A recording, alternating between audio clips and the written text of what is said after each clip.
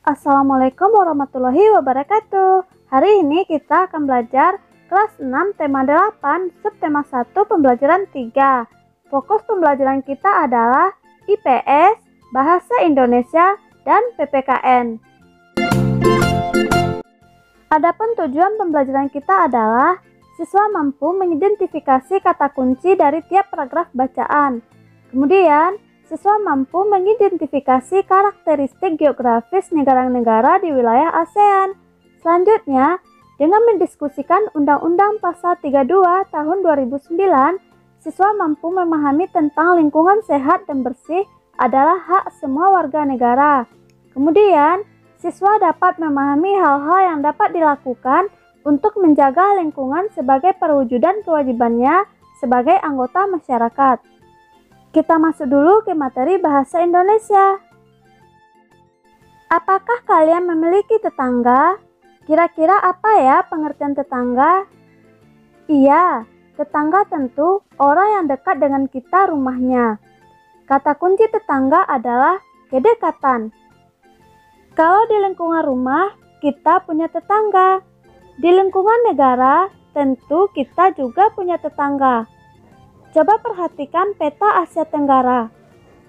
Di sini terlihat negara-negara saling berdekatan. Bahkan antara Indonesia dan Singapura seolah-olah sangat dekat. Tahukah kamu, jarak antara Batam Indonesia dengan Singapura cuma 40 menit pakai kapal. Belum lagi Indonesia Malaysia bagian timur bisa ditempuh dengan jalan kaki untuk masyarakat di Entikong, Kalbar. Dengan jarak yang begitu dekat, maka Indonesia dengan negara tetangga harus menjalin persahabatan. Karena ini tujuannya adalah jika mengalami salah satu kesulitan, maka bisa saling bantu-membantu. Kita tentu harus mengenal negara sahabat kita. Yuk kita baca teks berikut ini. Kawasan Asia Tenggara. Asia Tenggara terletak pada 29 derajat LU dan 6 derajat LS. Berdasarkan garis lintangnya, hampir seluruh wilayah Asia Tenggara berada di daerah tropis. Secara geologis, sebagian besar wilayah Asia Tenggara dilalui rangkaian pegunungan muda Mediterania. Secara geografis, wilayah Asia Tenggara berada di jalur lalu lintas yang menghubungkan Samudra Pasifik dan Samudra Hindia, antara Australia dan Asia. Kawasan Asia Tenggara juga dilalui jalur pelayaran antara Asia Timur dan Asia Selatan. Hampir seluruh wilayah Asia Tenggara memiliki kesamaan, yaitu dilalui oleh pegunungan muda yang masih aktif. Kenyataan ini ditunjukkan dengan sering terjadinya gempa vulkanik dan tektonik. Sebagian besar wilayah Asia Tenggara terletak di daerah tropis. Tingginya curah hujan ini juga menyebabkan kawasan Asia Tenggara banyak hutan lebat. Di kawasan Asia Tenggara, berlaku musim penghujan dan musim kemarau. Curah hujan yang lebat menjadikan wilayah ini subur. Salah satu daerah pertanian yang subur di Asia Tenggara adalah daerah aliran Sungai Mekong. Sungai ini melintasi Tiongkok, Myanmar, Laos, Thailand, Kamboja, dan Vietnam. Setelah kita membaca teks tersebut, maka kita akan melihat negara-negara yang terletak di kawasan Asia Tenggara. Kita lihat ya peta tadi. Ini adalah petanya. Negaranya adalah Myanmar, Thailand, Laos, Vietnam, Kamboja, Malaysia, Brunei, Singapura, Filipina, Indonesia, Timur Leste. Itu adalah negara kawasan Asia Tenggara. Sekarang mari kita buat perkiraan informasi dari bacaan ya. Kawasan Asia Tenggara silakan dibuat nama dan kelasnya. Kemudian yang telah kita baca tadi adalah iklim Asia Tenggara.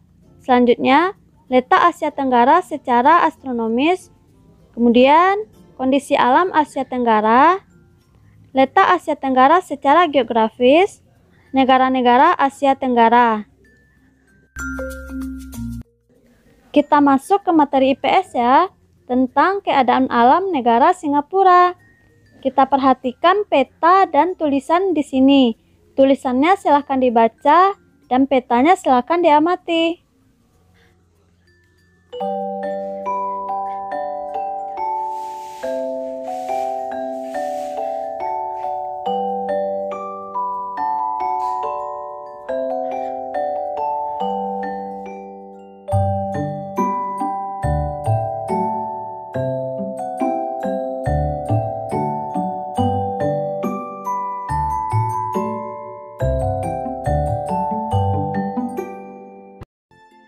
Setelah kita baca dan kita amati, jadi kita tahu ya kondisi alam Singapura.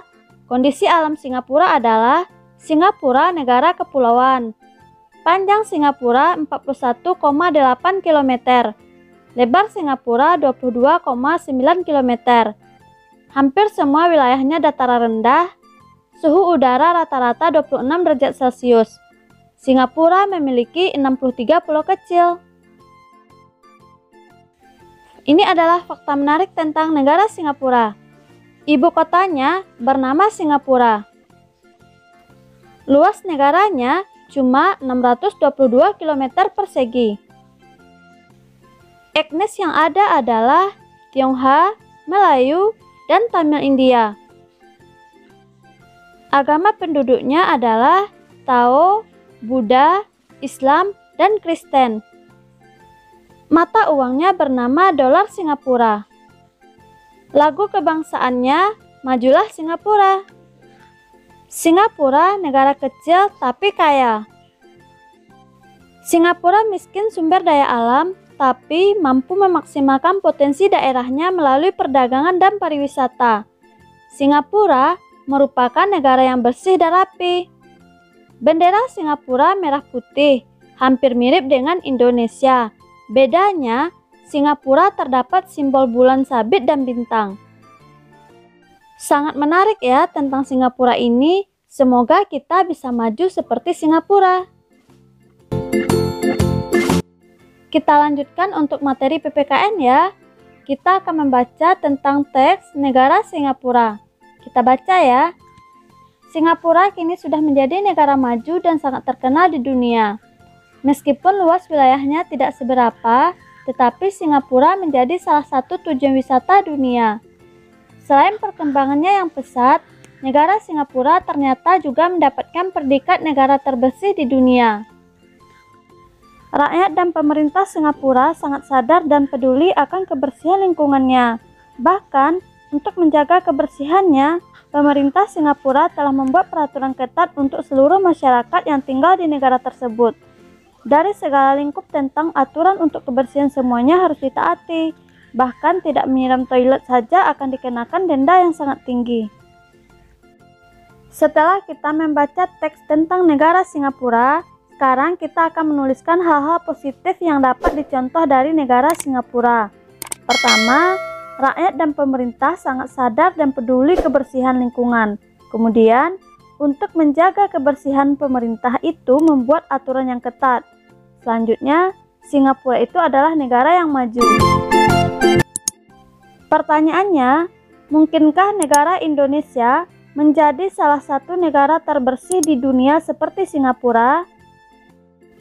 Tentu kita harus optimis ya. Indonesia bisa menjadi negara bersih.